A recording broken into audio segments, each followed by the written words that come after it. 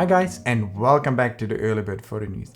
I've just come back from an amazing trip to the remote outback of Western Queensland, Northern New South Wales and South Australia. The conditions were a little bit more dry than other years, so there wasn't quite as many birds around, but the amazing scenery made more than up for it. These endless open gibber plains and rolling dunes are just a spectacular scenery you don't see in many other places of the world. It's also quite humbling when you're out there because it's basically just you, the stars, a couple mates, and the open, endless landscape with the closest town hundreds of kilometers away. So you have to be well prepared, bring a good car, and make sure that you have everything you need for a couple of days, because otherwise you can get in a lot of trouble. What amazes me every time I go on a trip now is how much easier it has become to take fantastic birds and flight photos. In the past, with my DSLR cameras like a 5D Mark IV, it was basically impossible to take great fly shots.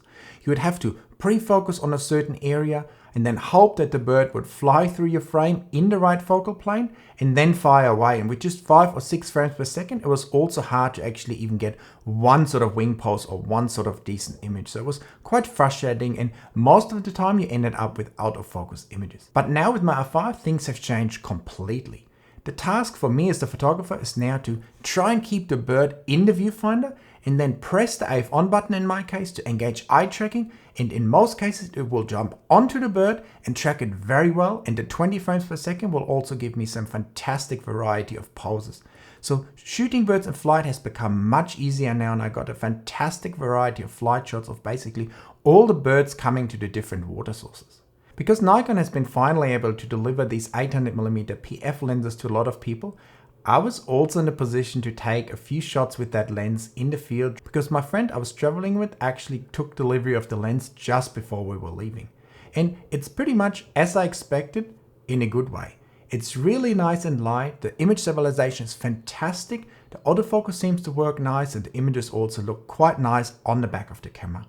I'll get another unit later in the month where we'll do a full review and a full field test, but my first impressions have been fantastic so far, and I really enjoyed using the lens for the brief moments that I could use them in the field so far. I'm definitely looking forward to taking that lens out with me into the field and testing it properly with the Z9 or maybe even the Z8. What do you guys think about the 800mm PF lens? Are you enjoying it? Shooting away at 20 or 40 frames per second also means that I usually end up with a large amount of images. On this trip, it was right about 18,000 images and maybe 1 terabyte of video footage. So a lot of files to go through. When it comes to the photos these days, I usually use Photo Mechanic to go through all of them. All the ones I want to keep, I tag pink simply by pressing the 5 number on my keyboard that will tag the file. And if I want to look at the images at 100%, I can also do that by left clicking and holding down Command, and it will zoom into 100%, and I can also scroll through the images at 100%. From a trip like this with like 18,000 images, I'll probably keep 2,000 to 3,000 images. I'm not the biggest fan of radically deleting everything, because I think if you're deleting too aggressively, you might come into situations in the future where you feel like, oh, I shouldn't have really deleted all those files because now my taste has changed, I want to edit something different. In saying that, I'm not going to edit 2,000 or 3,000 images from the trip. I really focus on the best images and also make sure that I get the very most out of those images. So I rather spend more time on a few images than editing hundreds of images. And that way I make sure that the very best images also look the best they can. And if you guys want to learn all about image editing and getting the absolute most out of your own images so that they become true standouts, I would love to help you with my Pro Sets and Masterclass. With my Pro Sets, I enable you with just one click to transform your RAW files into a fantastic starting point. And in my Masterclass, I teach you step by step everything you need to know in Photoshop to make your own images look truly amazing. So if that's of interest to you, make sure to check this out down there in the description. Let's talk about the most anticipated and probably worst kept secret in the photography world, the Nikon Z8. By all means, it looks like it's going to be released, or at least announced, or somewhat announced, on May 10, and I'm hoping that the delivery will start not too much long after that. And apparently Nikon is also working on reducing the waiting times for people pre-ordering these camera bodies, which is something that we all hope for, because in the past the wait times for a lot of the Nikon gear have been very, very long, to say the least. What do you guys think about the Z8? From all I've been reading, it sounds pretty much exactly like the Z9 minus the built-in battery grip. So essentially a baby Z9. In one way, this is fantastic because we know we get a camera with a great sensor and a very good autofocus system. So there's no worries there.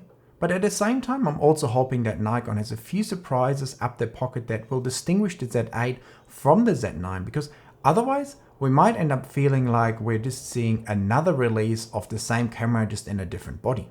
As someone who's been working with Nikon cameras lately a lot, I think this is an interesting development, because my biggest beef with the Z9 was definitely that it's quite heavy, and if I had to take 2 or 3 Z9s with me, that would add up in weight very quickly. So a much lighter Z9 or baby Z9 camera is definitely welcome, because all in all, the Z9 is definitely a fantastic camera. The only other thing I would have loved to see on any future Nikon camera is a second back button. I know not everyone will probably agree with that, but I think there's no downside to having more back buttons in the rear. If you don't use them, you don't use them, but if there was another button, it would make life a lot easier for many photographers. Am I the only one that feels like there should be another back button on the Nikon cameras, or do you guys feel that same way? And what do you think about the Z8? Is it really going to be that similar to Z9?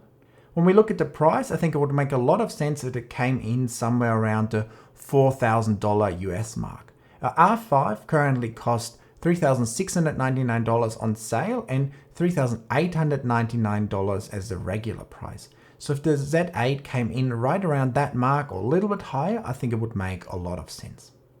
Over the last few weeks, we talked about a lot of firmware, and Canon recently has released a new firmware for the R3, firmware 1.4.1.